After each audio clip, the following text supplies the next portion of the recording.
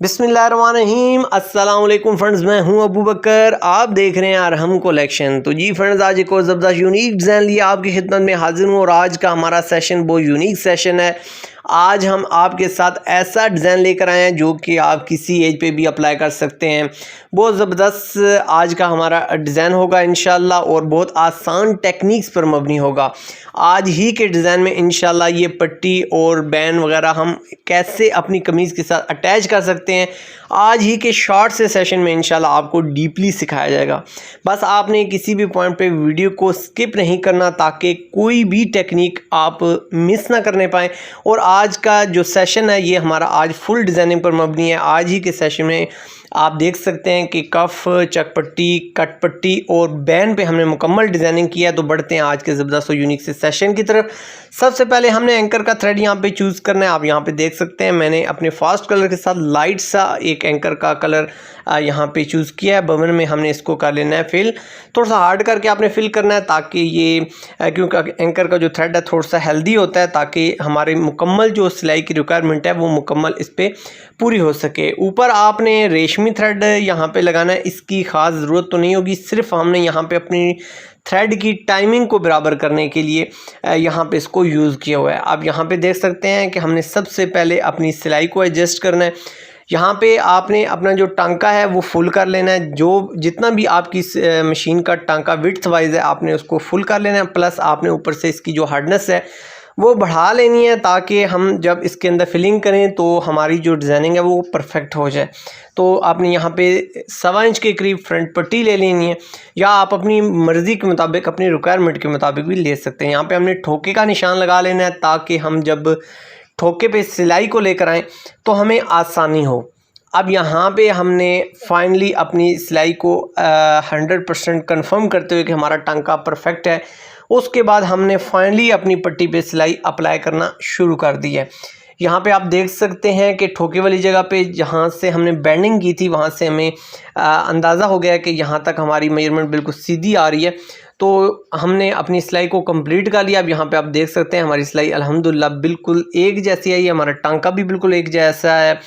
अब हमने इसी तरीके से हमारा जो बैन है इस पर हमने सिलाई अप्लाई कर लेनी है, क्योंकि यहाँ पे हमारा डबल बैन जो हमारी पेपर फ्यूज़ होती है वो डबल होती है। तो आपने इसको पहले चेक कर लेना है कि आपका टांका यहाँ पे परफेक्ट है या नहीं, क्योंकि हमने टाइम को भी बचाना होता है, कम से कम वक्त में आपको मुकम्मल डिटेल देनी होती है। तो आप यहाँ पे देख सकते हैं कि हमारा जो टांका है वो 100% परफेक्ट है। और इसके बाद हमने जो कफ है उसकी भी आपने डिटेल देख लेनी है। अगर आप सिंगल जो हमारी पेपर फ्यूज़ है इसको पहले अगर आप यूज़ करें तो वो ज़्यादा बेहतर होगा ताकि आपकी सेटिंग आपको एक ही बार करनी पड़े। अल्हम्दुलिल्लाह हमारा जो कफ़ है वो लगने के बाद आप यहाँ पे देख सकते हैं कि हमारी टाइमिंग बिल्कुल एक जैसी आई है। इसी तरीके से अब हमने चकपट्टी पे भी सिलाई लगा लेनी है इसी तरीके से, और ठोके वाली जगह पे आपने रफ़ बेंडिंग कर लेनी है ताकि आपको अंदाज़ा हो सके कि आपकी जो सिलाई है कहाँ से सीधी होगी। इसी तरीके से हमारी जो सेकंड चकपट्टी है आपने लेफ़्ट और राइट का खुसूसी ध्यान रखना है ताकि आपकी लेफ़्ट और राइट जो चकपट्टी है वो बिल्कुल इक्वल आए, एक जैसी आए, बाद में आपको किसी किस्म की डिस्टर्बेंस फेस ना करनी पड़े।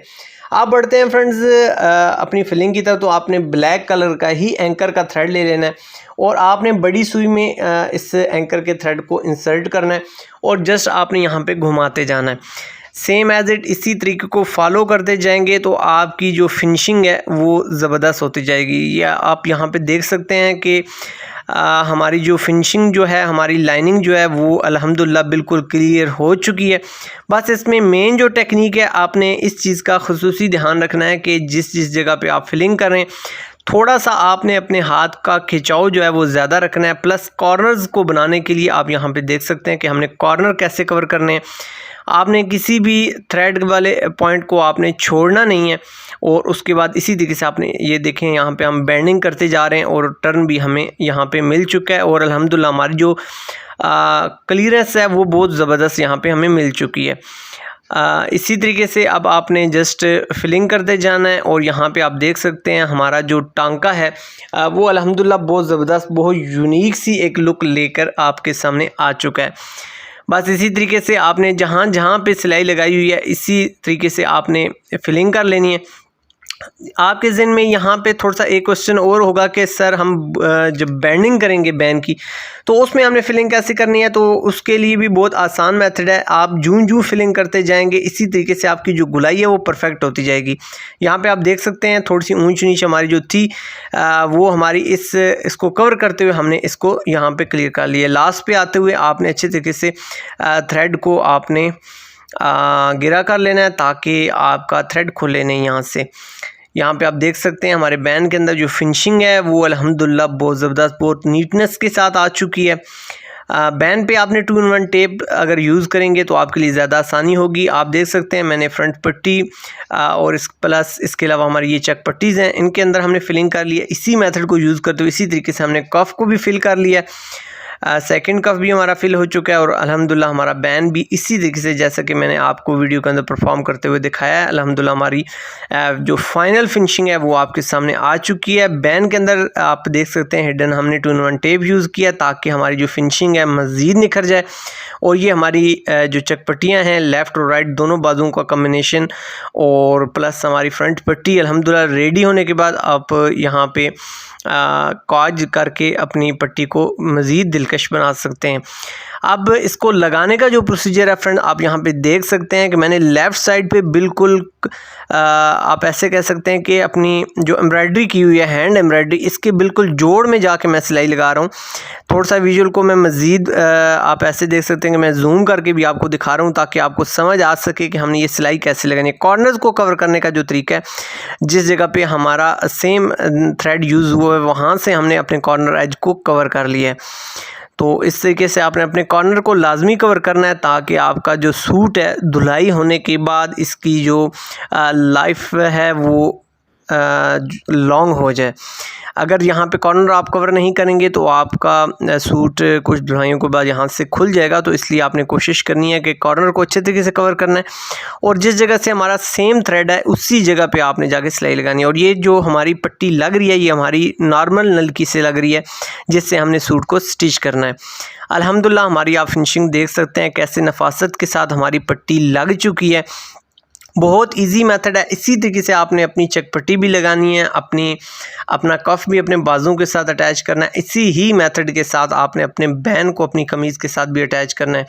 अल्हम्दुलिल्लाह पट्टी लगने के बाद आप इसका जो डेमो है वो देख सकते हैं। बहुत ज़बरदस्त बहुत फिनिशिंग के साथ हमारी पट्टी लग चुकी है। कॉर्नर भी आप देख सकते हैं हमने कवर करने की कोशिश की और सेम उसी जगह से कवर करने की कोशिश की है जहाँ से हमारा ओरिजिनल थ्रेड निकल रहा है।